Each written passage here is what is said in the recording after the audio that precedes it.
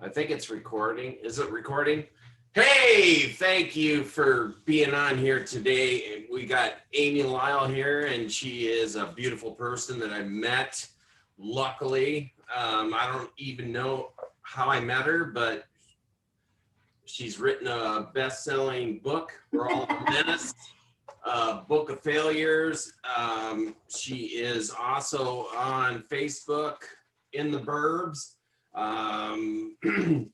We're all a mess. It's okay. Oh my gosh. I'm just so happy that I got to interview this beautiful person, Amy Lyle. And tell me where you're from, Amy. Where'd you grow up? I grew up in the Midwest. First of all, thank you for having me, Jeffrey. We have a lot of mutual connections, so it's nice that we finally got together. But I grew up in the Midwest in a small town, Marietta, Ohio.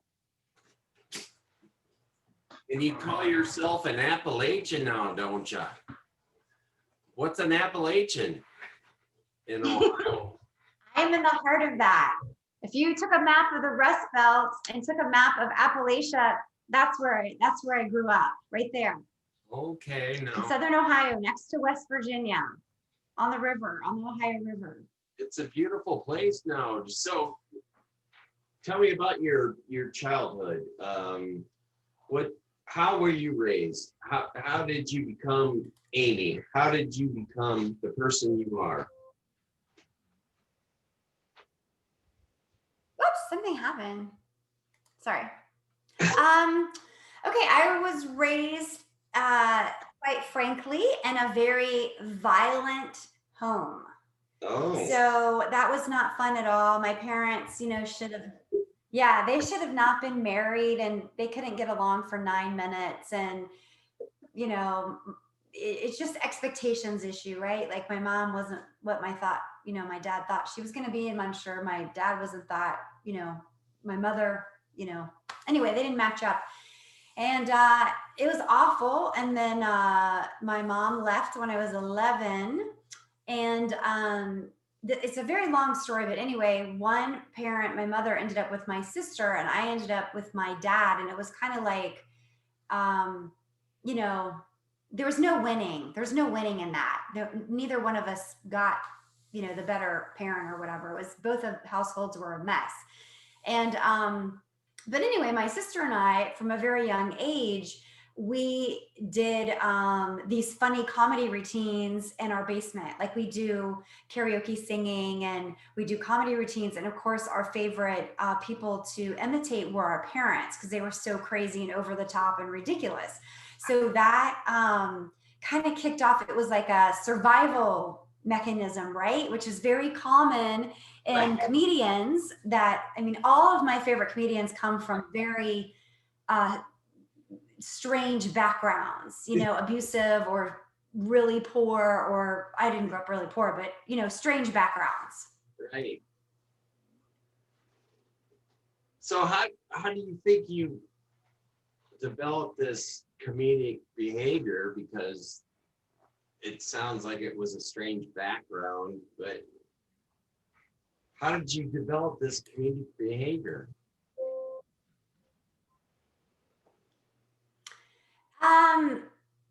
Well, I think when grew up in an abusive household, and you are, either being yelled at or criticized or ignored, you seek out ways to be like, well, I'm here. And seek the limelight in many ways. And so I was always like, kind of a class clown. And I was a really good athlete. I was a swimmer, a really good swimmer.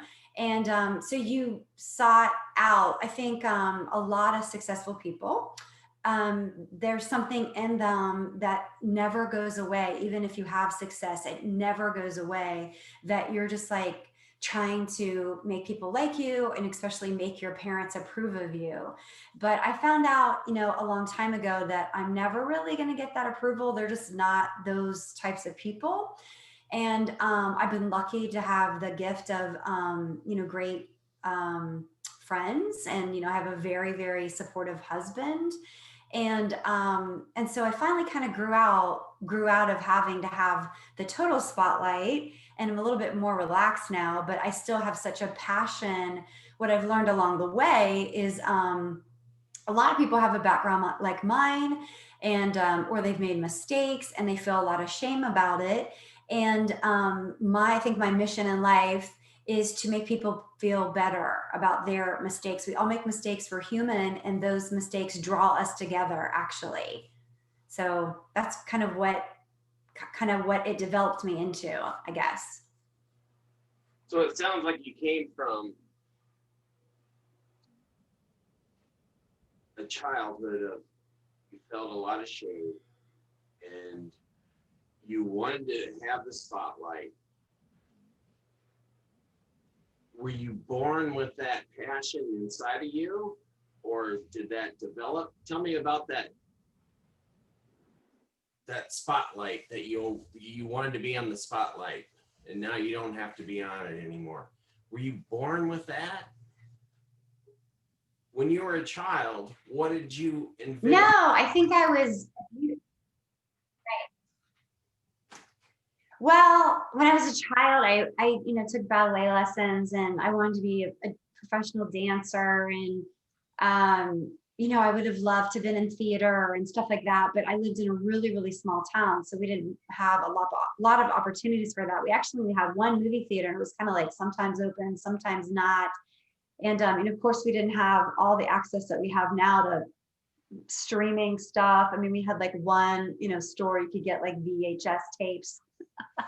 And I don't know. It again, it's like I always had to be like number one in a lot of things. I for 20 years worked in sales, and I was really, really good at that.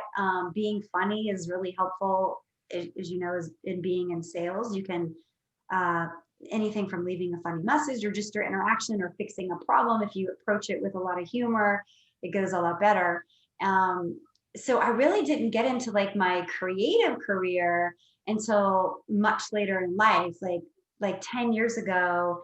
Before that, I was a corporate trainer for one of the biggest companies, the biggest staffing company in the world, Spirion Staffing. They recently, a couple of years ago, got purchased by Randstad, which is the biggest staffing company in the world. But so anyway, it was always with large groups of people, and you had long days trying to, tell people technical stuff for 8 hours a day. And if you approached that with a lot of humor and made it interesting, they were more likely to listen to you. And so I don't know, like the humor side of it has always helped me through. And then I started about 10 years ago volunteering at my church in a funny acting role. And it's really funny. Like, some weeks I'll be like a grapes, like the fruit of the loom costume, like all the grapes, or Moses or whatever. And it's so fun. And I started doing that. And then I was like, well, who writes these funny skits? And they're like, oh, do you want to write the skits? And I was like, yeah. And they just happened to have a couple of people on maternity leave. And so that year, I think I wrote 40 skits. And that kind of got me into writing. I'd always been writing as a corporate trainer to write all manuals and, role plays and stuff. But that was, anyway, that's what kicked off my creative career. And it just, one thing led to another, and I'm still doing it. It's really crazy. It's awesome. I mean, you talk about your book and the grapes, and you're like, I'm the grapes. And the other person is going to be the grapes. I put a picture of me in the grapes. And you're like, no, I'm the grapes. Yeah. And your book is... I'm the grapes. You define yourself and you just do it. And it's awesome. And it's... You talk about failing forward, and Pete 1 and Pete 2 and Pete 3 and these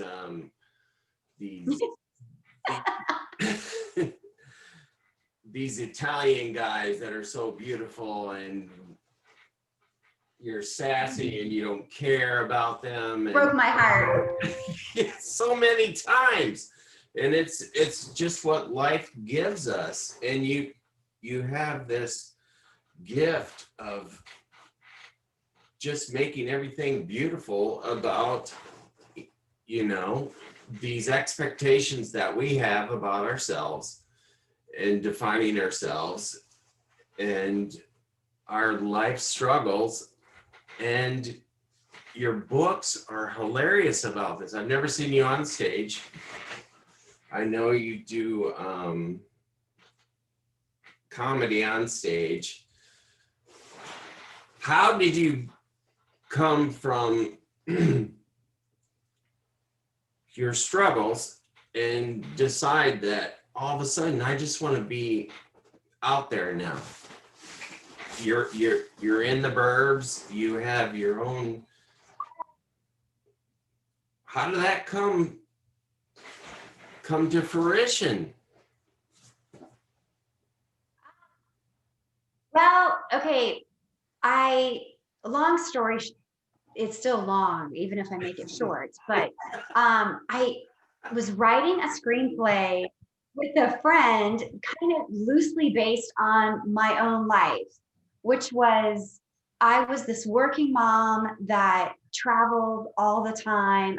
And then I was single, I got divorced, and I was a single mom working. And I had my daughter about half the time because of my travel schedule.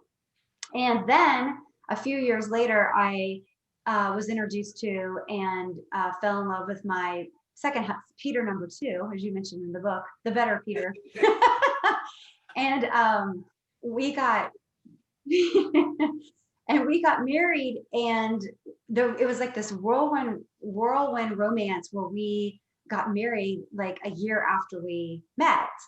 And he had 3 kids and I had 1 kid. And it was just at the time, and because you read the book, I think I opened with this chapter where it's like I was a corporate trainer and I was traveling all around the country. And people kept asking me, they're like, are you going to be able to handle 4 kids? Like, are you going to be able to handle 3 stepkids? And I was just like, yeah, sure. And then my husband's like, hey, you're traveling all the time and we have these 4 kids and this one needs to go to football and this one needs to go to tennis and this one needs to go to dance lessons. And do you think there'd be any way that you would want to step out of the workforce for a little bit? And I was like, sure. How fun would that be? And then I was just like, exactly, no paycheck. I made a very good living. And so then I was with no paycheck. And then I was like this full-time stay-at-home mom with these kids, like fighting all the time. And my husband had made the mistake. His kids had gone to summer camp every year. They had to, because he was a single dad. He was a widow. So his kids had to go to summer camp during the summer. And he's like, oh, the kids can just stay home with you. And I thought, oh my gosh, I'm going to kill him or I'm going to shoot myself. So it was anyway, so the screenplay that I was writing was kind of loosely based on this kind of fish out of water theme, like here I was, this working woman that really, only had my daughter about half time. I adored her. And then all of a sudden I wasn't working and I was in the suburbs with all the other stay-at-home moms. And it was just like a clash of worlds colliding. So anyway, so I wrote this screenplay and I was introduced to an entertainment attorney through a film mentor. And the guy's like, I don't care how funny you are. I'm not representing you. You don't have any money. You're nobody. You don't know anyone. And I was like, what? What? And a lot of love there. Actually, a lot of love there. Sounds like. What? Sounds like a lot of love there. Real connection. Yeah. Yeah. And I actually used, excuse my language, I won't say the word, but I was so shocked because it was a warm introduction. You're in sales. So if it's a cold call, you expect rejection, but it was a warm call because somebody had introduced us. So I wasn't expecting him to be so cold and mean and rejecting. So I was like, I just paused. I was like, that makes me really effing sad. Like, I just didn't know what to say. I was so flabbergasted. I was like, what?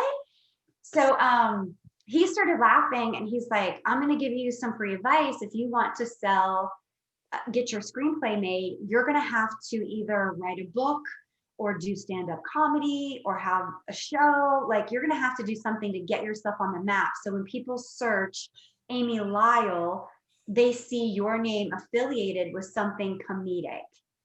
And so I was like, what am I supposed to write a book about? Like, because I just written a screenplay, and he's like, write what you know. And I immediately was like, I have had a lot of failures. And for like the next year, I just like, I just wrote and wrote and wrote and wrote. And you've read the book, so it's like a bunch of little essays. And I ended up having like, I don't know, 60,000, 70,000 words. And we cut it down to like, 45 or 50,000 words, kind of kept the best stories. And anyway, so then I took that piece of advice seriously, and I became my own public relations person because I couldn't afford a public relations person. And I just like looked it up on the internet of how to write a press release. And I just started sending it to like television stations and podcasters and radio hosts and, local print media. And I did that. Like I did that like a full-time job.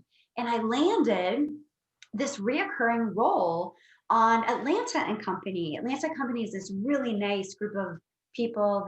They're in Buckhead, and they have this morning show. And they interviewed me for the book, but then I landed a spot. They have this, it's called Real Talk at the end of the show. And it's like a filler. So if they have 15 minutes, it'll be 15 minutes. But if they only have 11 minutes, it'll be 11 minutes. And they pick a mommy topic or a women's topic or whatever.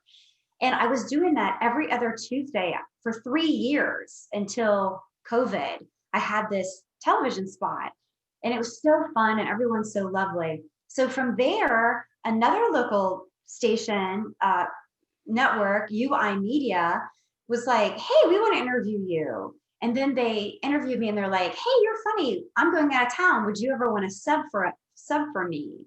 And so then if one of the hosts was out of town, I started subbing.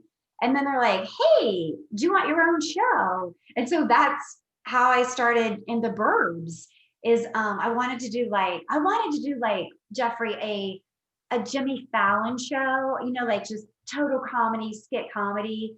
But then I realized it was local television, and the studio is as small as my office, and I don't have 60 comedy writers writing for me. It was just me. Right. So I decided to do a fun talk show. And we talk about women's issues. We have, New York Times bestselling authors. We have local people, and it's really fun. It's growing, and coming up, it's going to be on Roku and Apple. So it's been really fun. It's on Spreaker, and it's on 2 radio stations, and it's on Facebook, and it was on Binge TV. So we are, trying to grow that show, but we're having a lot of fun. And you get to meet all these interesting people, because you do this. So rarely do people, turn you away when you're like, oh, I love your work. I'm interested in you. Will you come on my show? Most of the time they come on your show, like they just do this. They can zoom in for a few minutes, right? Sure. And now you have a sitcom though as well, don't you? Tell me about that. Well, okay. So I had the screenplay, and I attracted a producer, and we met 2 weeks before some legislation was going through in the state of Georgia around reproductive rights. And she warned me, she said, if this very restrictive reproductive rights legislation goes through, we're going to lose our investors from Hollywood. And I was like, no, we won't. Well, we did. So we lost the money, and she ghosted me. To be honest with you, the producer ghosted me. I've never talked to her since. Wow. I texted her once, and she sent me kind of a curt reply. So I love her, and I respect her, and I wish her well. She was on a long movie shoot, so maybe she was grouchy. But anyway, I haven't talked to her since. So a friend of a friend, Sam Jurgens, this filmmaker that I know in Atlanta, and he actually, this is so funny, he actually saw me on a television show, and he found out that we went to the same church, and we live like 2 neighborhoods apart. And so he called me, and he's like, hey, I'm doing this comedic film short. I would like you to star in it. And I was like, okay. all right. And it was called The Interviewers. And it ended up winning Best Comedy at this film festival, this Franklin International Film Festival in Franklin, Tennessee. So it was really fun. So anyway, doing that, I started doing all this independent film, which is so fun. You don't get paid; you get paid like tacos and stuff, but still, it's fun. So anyway, Tacos are through good. Sam Jurgens, tacos are very good. I'm like, I'll do it for 3 tacos. You know, you're shooting like 15 They're hours a delicious. day for the They're entire delicious. weekend. You get, tacos, but whatever. They better be delicious, right? So anyway, Sam was working with a producer on a very large project. I can't disclose. Actually, I can't disclose it because it just came out in the press. He is doing a film about the founder of the Hershey organization, which is going to be fun. It's such an all-American film about this guy that he's their immigrant or his family were immigrants, and he came over, and it was like, he went bankrupt a few times, and it's just this great American story. And they got Hershey organization to sign off on it. And so anyway, Sam Jorgens is doing this Hershey film, which is really exciting. Anyway, he met a producer through that, and he's like, hey, she's looking for a comedy. I pitched your comedy. Is that okay? And I was like, sure. And so then I've never even met the woman. This is so weird because of COVID. But she's like, hey, I think that your screenplay would be better as a sitcom.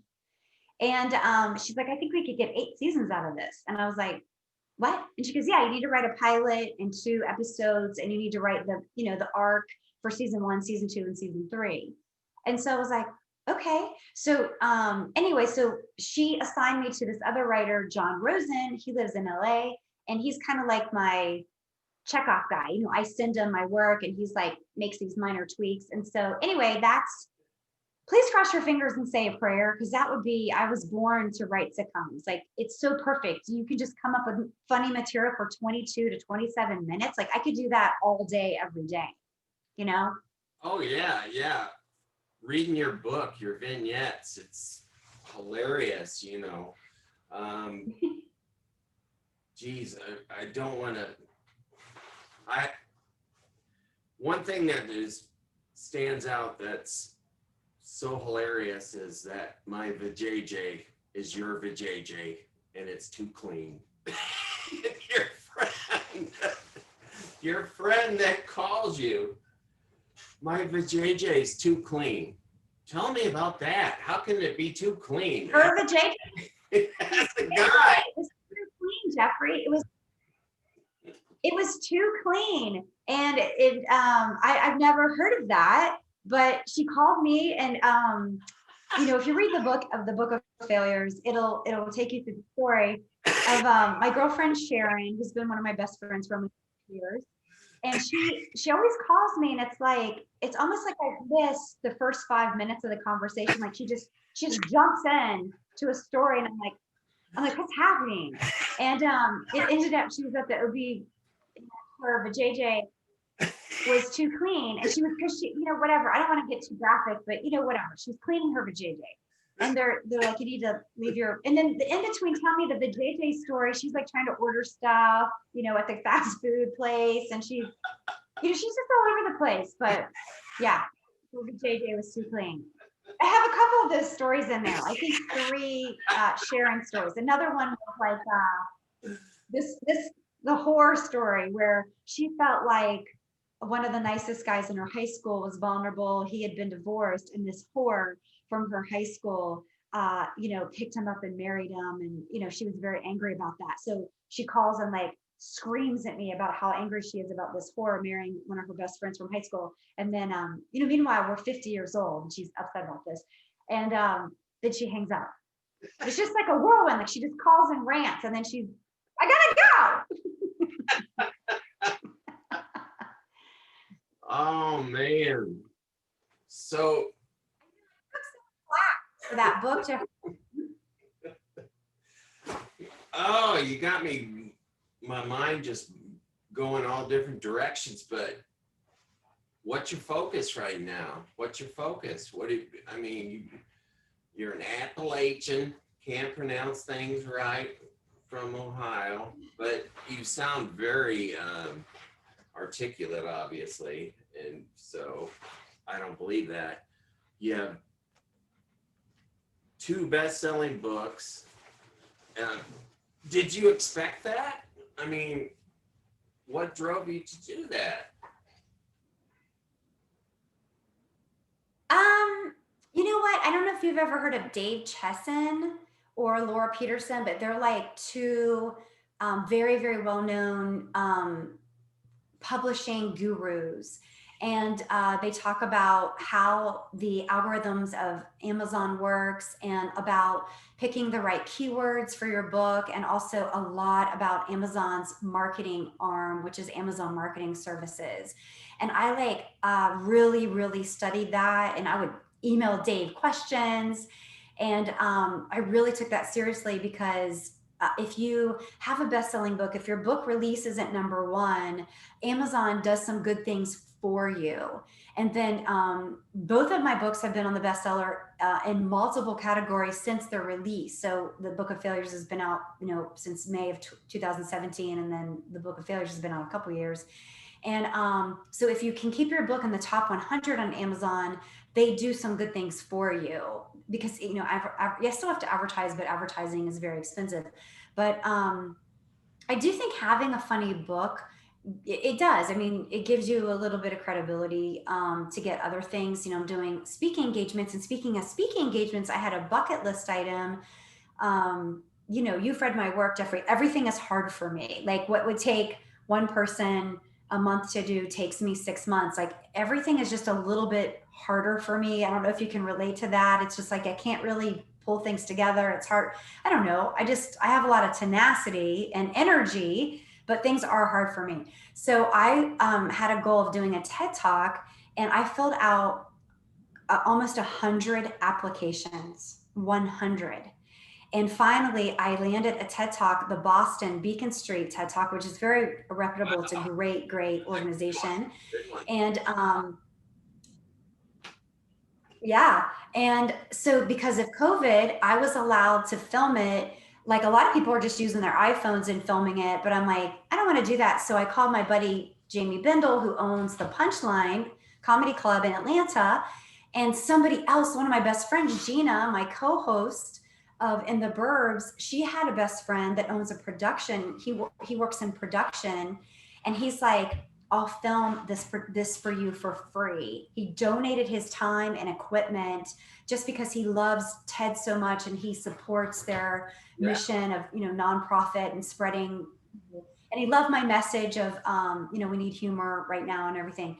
So anyway, so I filmed it at the Punchline, and I've submitted it to the TED people, and I'm waiting for them to release it. So in my heart, I have this like sinking feeling like for some reason they're going to reject it, but they're not going to reject it because I had to do it live for them on a Zoom call twice, and it's the same material, but done better.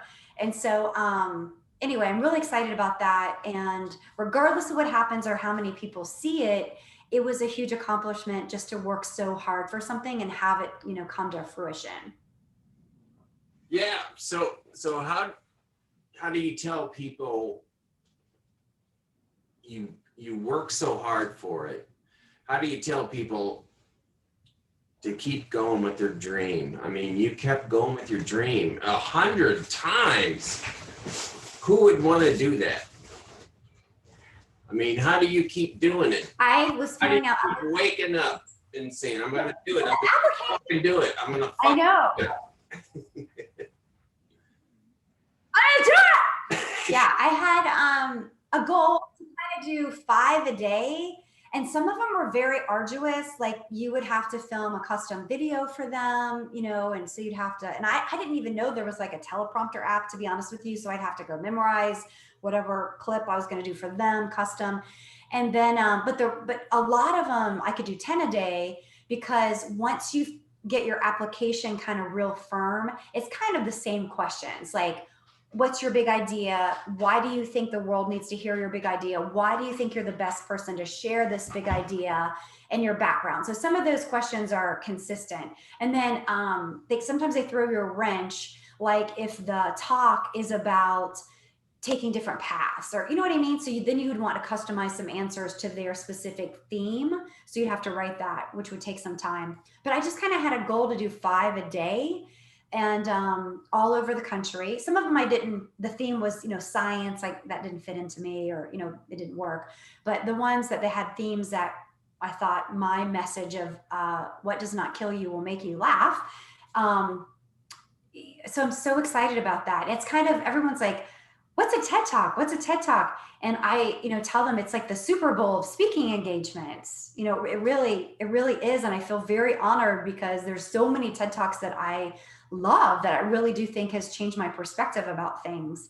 So, anyway, and one of my girlfriends got picked for the same talk. Naomi McDougall is a filmmaker, and she's done a phenomenal talk about film, how 90% of what you see on a screen has been written by a man, and how that has shaped our culture and how we feel about women. And she studies like what women are wearing, and what's the women's dialogue, and are they, only arm candy. But anyway, she, was a very, and I just love TED Talks. I don't know if you listen to them, but I love them.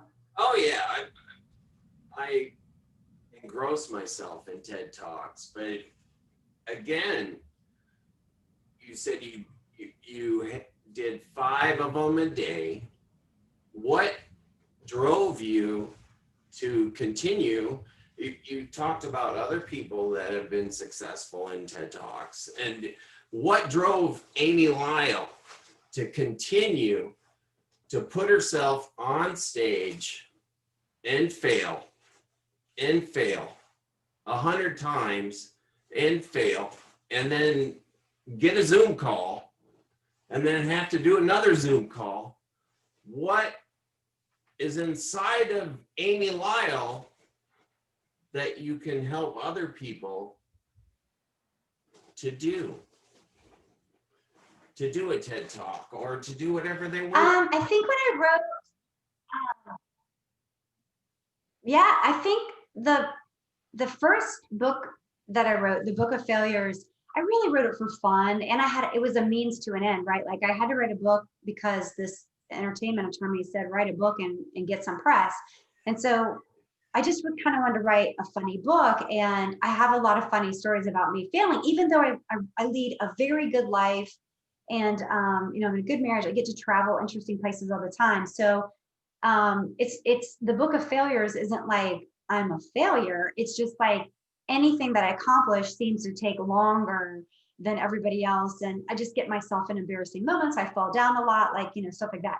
So, but what was shocking about the Book of Failures is people started writing to me, and they were very serious. They're like, oh my gosh, I got divorced and I was so humiliated. Or I too feel like I don't know what I'm doing as a stepmom. Or I too feel like I can't juggle everything, being a wife and working and having kids. And you made me feel better about my mistakes. I had a lot of shame about that. And you made me feel better. I too grew up, I didn't put too much about my childhood there. I think I just worded it as a strict, my TED Talk is the first time I actually say that really publicly, that I came from a violent home. But anyway, so people were telling me that, and they started sending me their funny stories. And so that's why I wrote the second book, We're All a Mess, It's Okay, because it's a collection of other people's funny stories. It's like funny stories about their mother-in-law, or funny first dates, or funny vacations, vacation disasters and stuff. But anyway, the feedback from that was so unexpected, where people are like, this made me feel better. The way you look at things makes me feel like I can look at that too. And I just felt this passion about that message, even though you can read a lot about humor and how it lowers your heart pressure, and you can read a lot about humor in an office setting, how it makes teams come together, it builds trust. There's a lot of that, but I couldn't find a TED Talk on it.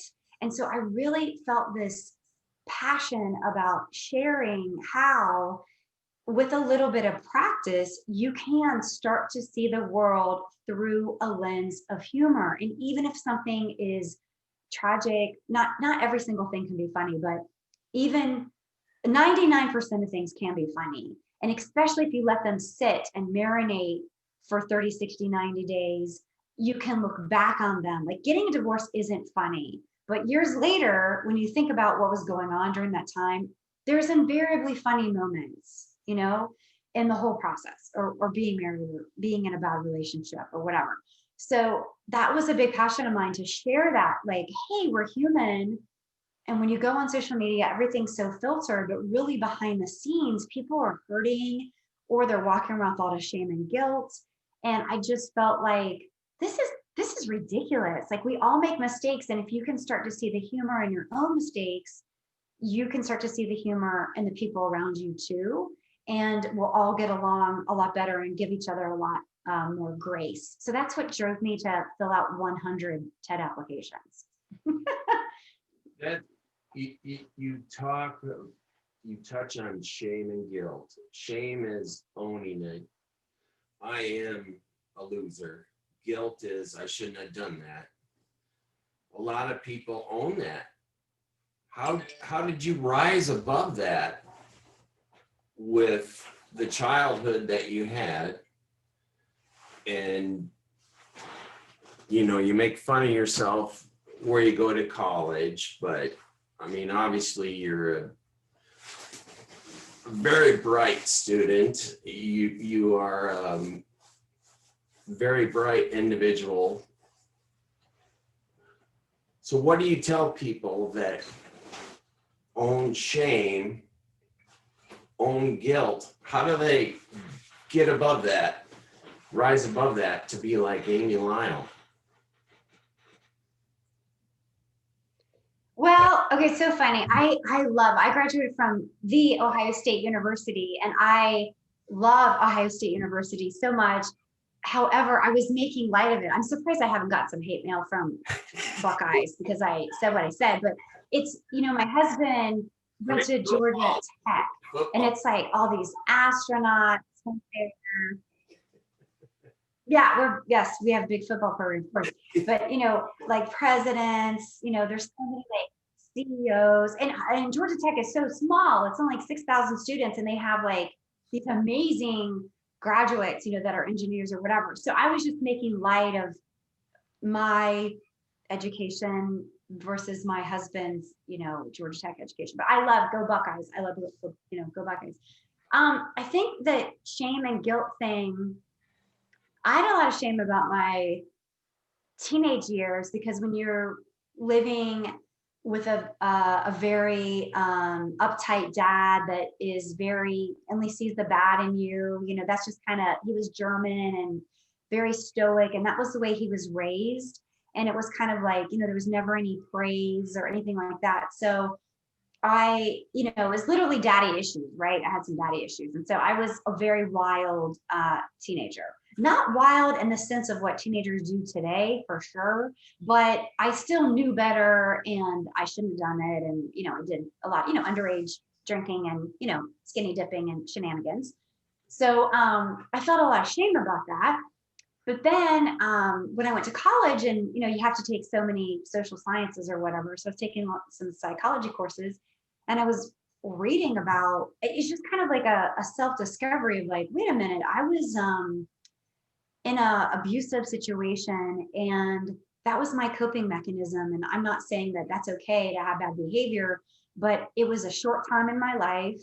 And the second I got out of that environment and went to college, I didn't, that went away. The need for that rebellious feeling went away. But anyway, I'm in a Bible study, Jeffrey, and there are people in there that are 77 years old that feel guilty because maybe they were pregnant, at 22 when they got married, and they've been married for 50 years, and they still feel shame about that.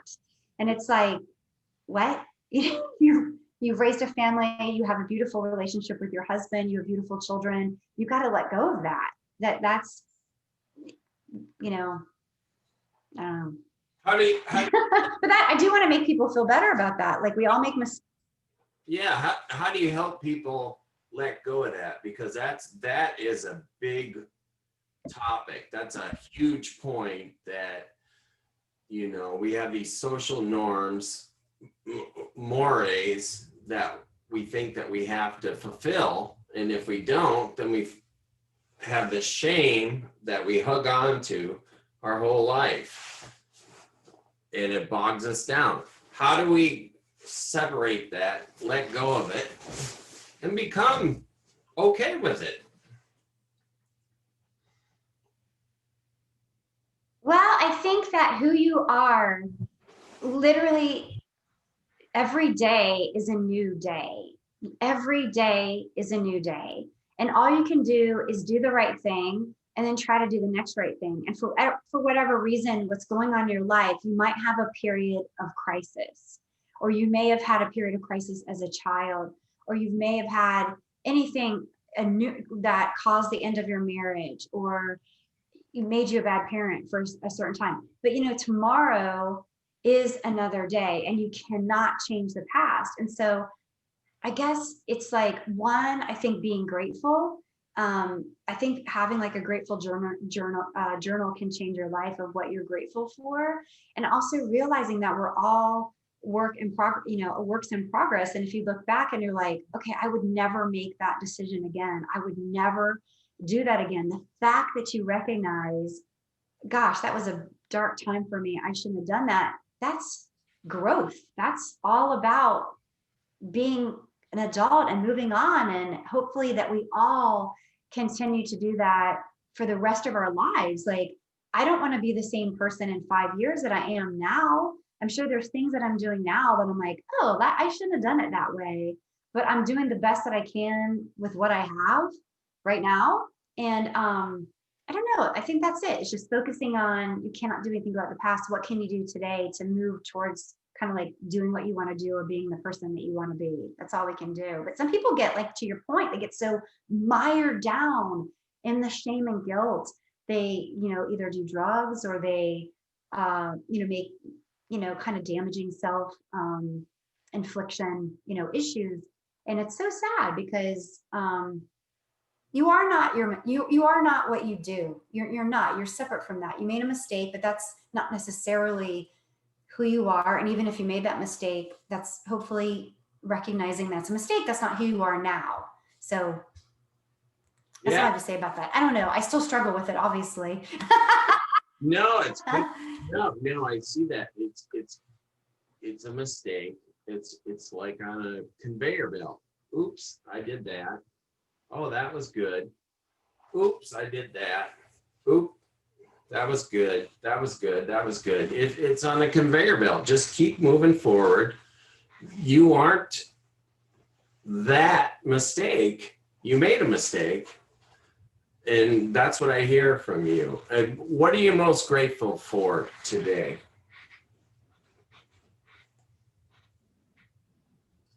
I am so grateful that I get to do interesting projects. And I mean, I love sales. It was so fun and it was interesting, you to figure out the problem, the client's problem, and create a solution and all that. But to have something like a blank piece of paper and to create a book or a stand-up comic, stand-up comedy routine or a sitcom or a full feature film out of nothing, out of your brain, out of your experiences, and looking for that, you could be in a dentist office and see something happen and, you're writing it down because you're like, that's such a funny exchange. It's such a human moment that we all could relate to. And to be able to make a little bit of money off of that and to be able to be invited to speak about humor and the importance of it and how it changed my life and how it can change your life I am so grateful. Like, every day, imagine, and you kind of have a little bit of this too in your life where it's like, you get up and today it's like, okay, I got to write the second episode for this sitcom. Or today I've got coming up in December, I've got another stand-up comedy thing that I'm going to, I'm going to write some COVID jokes for that. Or, I'm going to, whatever. I write for a magazine. So I love, reaching out to different people and getting their perspective on things. I recently reached out to a woman that she had been a caregiver for her mother that had Alzheimer's. And it was a funny book about that experience. And I really, really enjoyed talking to her and getting her perspective. And then, of course, in the burbs, Gina and I, to do that and to find interesting guests. It's just like, I feel very, very blessed and grateful that I get to do interesting things every day.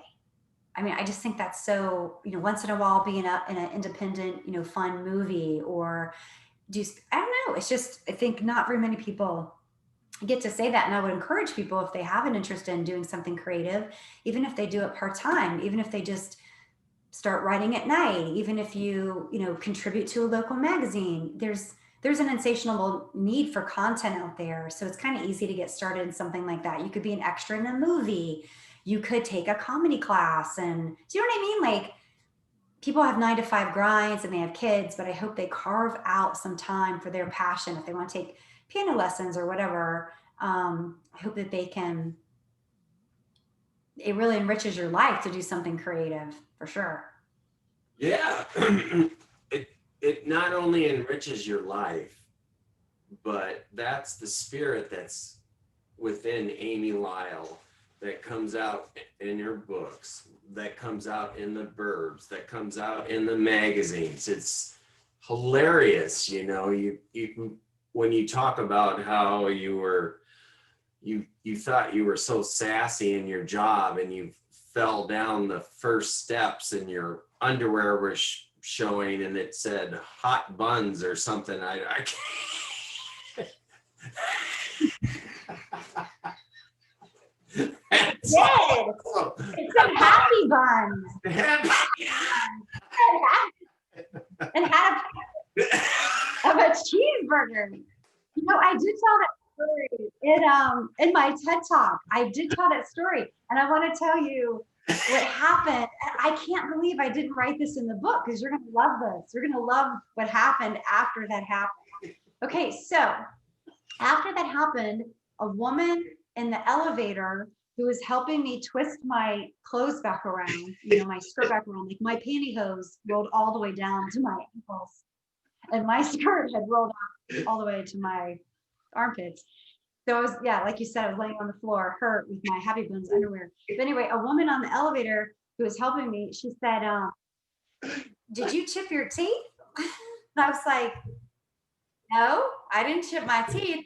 And then she went on to tell me this fabulous story. She had a fall 10 times worse than mine. And mine was bad. It was like marble steps with the carpet, with marble at the bottom, with the second floor was open. And so, many, many people heard me screaming and looked down to see me laying on the floor. She had a fall even worse than mine, and she had chipped her teeth off. Oh. And when she told me that story, I started laughing so hard, I almost peed my pants. And so it was like, that changed my life. Like, I thought I was going to quit my job because I was so humiliated. And then after that, Jeffrey, I swear to you, so many people came up to me. They're like, "Oh my gosh, I fell down one time on a cruise ship," or "I fell down at my wedding. I fell down." And it was like, everybody falls down. Right? Everybody falls down. It's fine. So that made me feel really good that she shared that with me. Awesome. What are you most excited about right now in your life?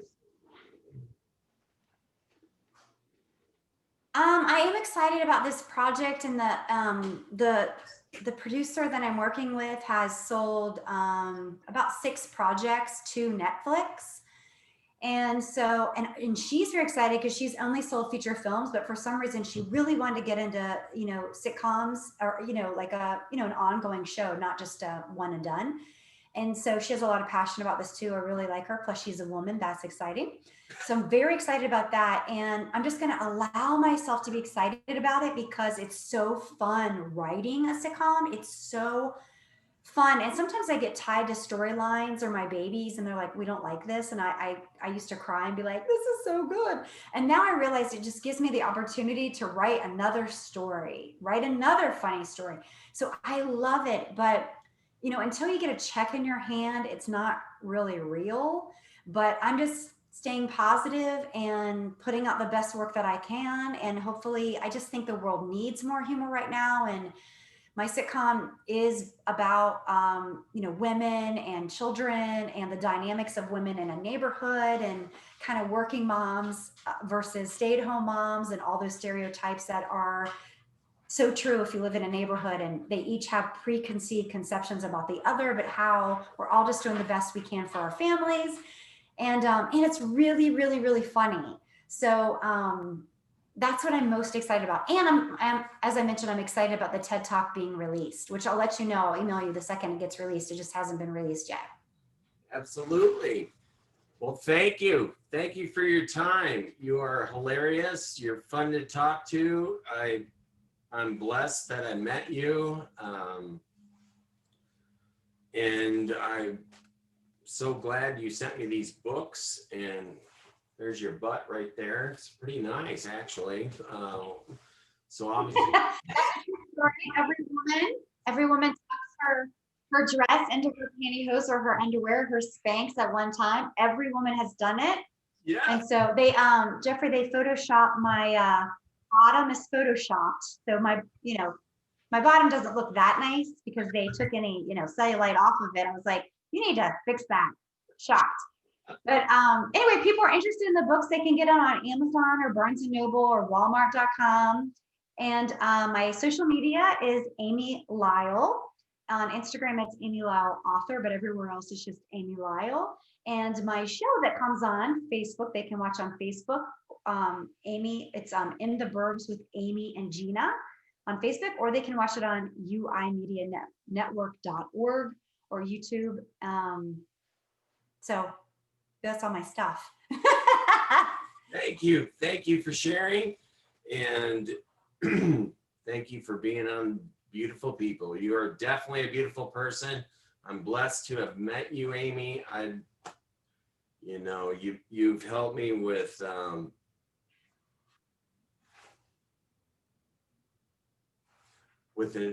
my children's book. You helped me introduce me to somebody that can actually